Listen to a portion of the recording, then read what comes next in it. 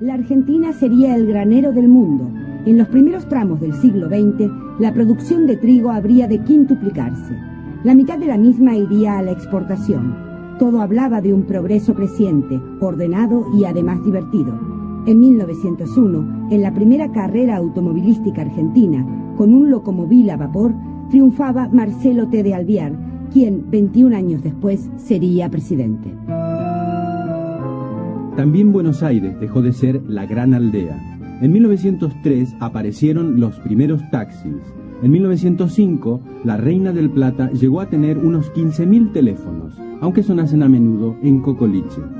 La Pampa requería los brazos que a Europa le sobraban y el hotel de inmigrantes recibía a quienes venían a hacer la América. Muchos se quedaban en la ciudad, en el conventillo. Hacia 1905, en Buenos Aires, de casi 1 millón de habitantes, unos 427.000 eran extranjeros. De esta gringada, unos 228.000 eran italianos y 110.000 españoles. La inmigración cambió la sensibilidad y las ideas del país.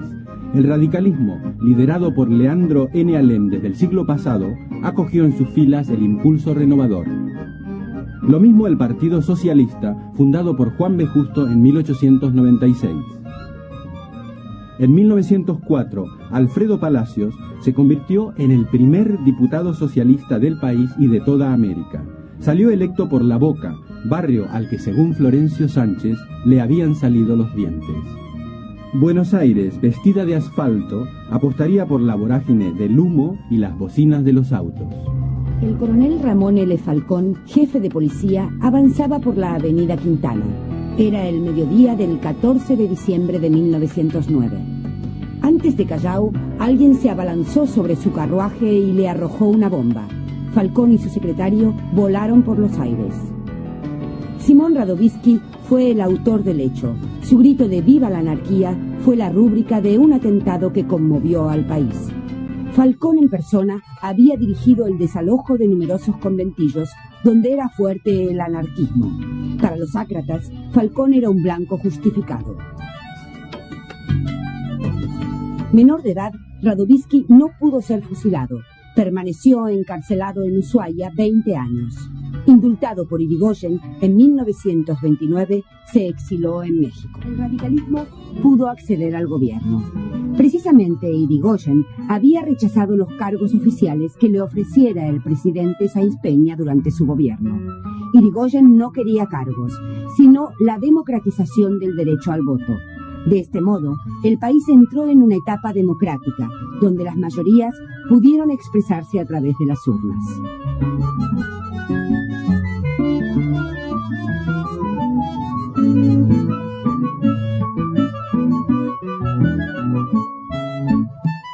Irigoyen contó desde un primer momento con un fuerte apoyo popular. Los inmigrantes vieron en él la contrapartida de una Argentina patricia que los había valorado como mano de obra, pero no como ciudadanos. Sin embargo, Irigoyen no dejó de ser un caudillo recatado, de escasas apariciones en público y parco en palabras.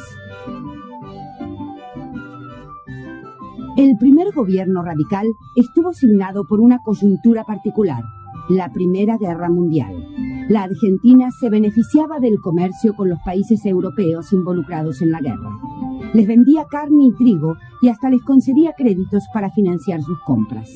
El país ocupaba entonces el 6º puesto en el ranking mundial. En aras de mantener esta situación, Irigoyen reafirmó una política exterior de neutralidad benévola, pese a las presiones provenientes de su propio partido y de Estados Unidos, interesado en que la Argentina declarase la guerra a Alemania y sus aliados.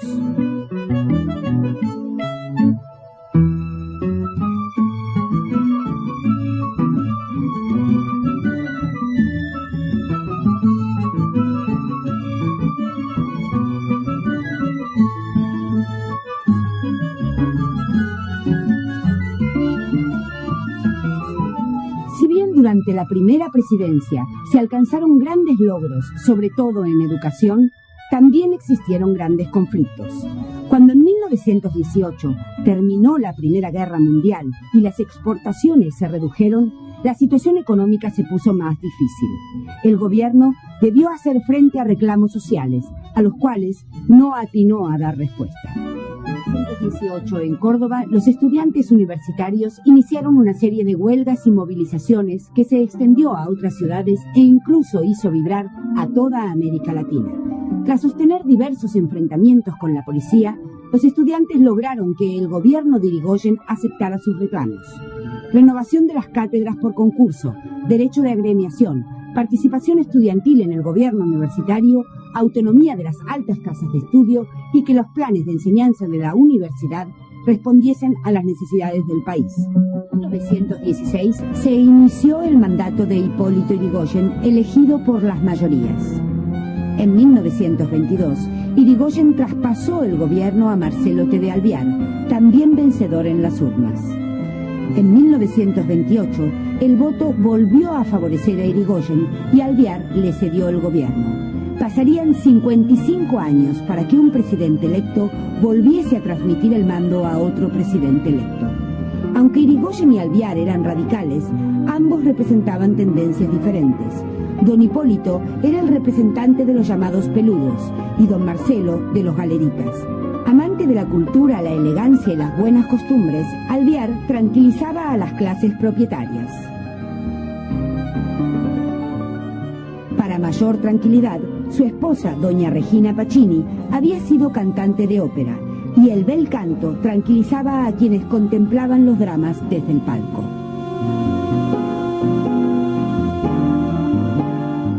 Alvear limitó la creación de nuevos empleos públicos, supo cuidar las relaciones con los políticos y no dispuso intervenciones federales por decreto.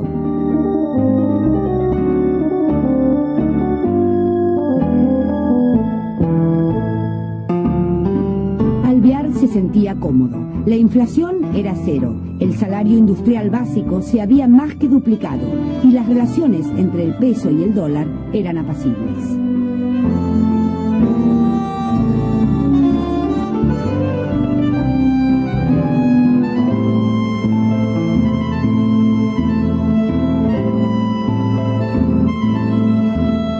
Desde 1926, el irigoyenismo se hizo fuerte en los comités y esgrimió la nacionalización del petróleo.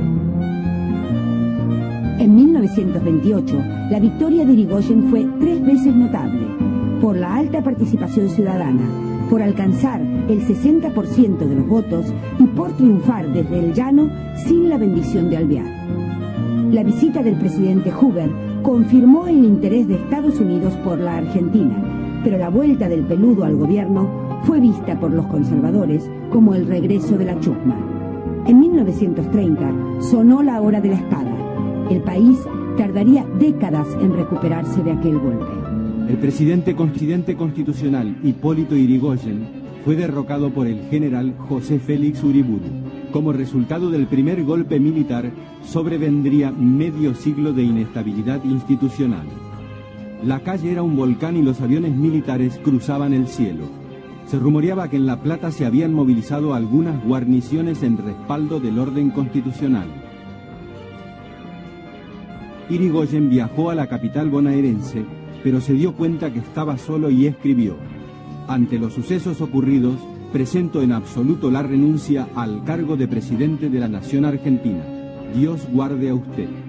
El 11 de septiembre, Yrigoyen es embarcado a bordo del buque Belgrano y confinado en la isla Martín García. Los conservadores del más viejo estilo volvieron al gobierno. El elitismo autoritario de los nacionalistas comenzó a hacerse oír en la calle. El 5 de abril de 1931, los radicales ganaron en la provincia de Buenos Aires, pero las elecciones fueron anuladas.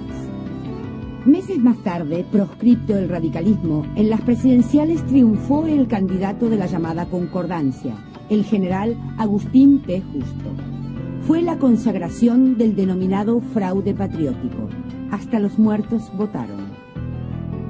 Aunque en 1935 se levantó la proscripción del radicalismo, en 1938 Justo maniobró y logró imponer al antipersonalista Roberto M. Ortiz, quien se comprometió a terminar con los métodos fraudulentos. La crisis mundial desatada en 1929 no perdonó a la Argentina.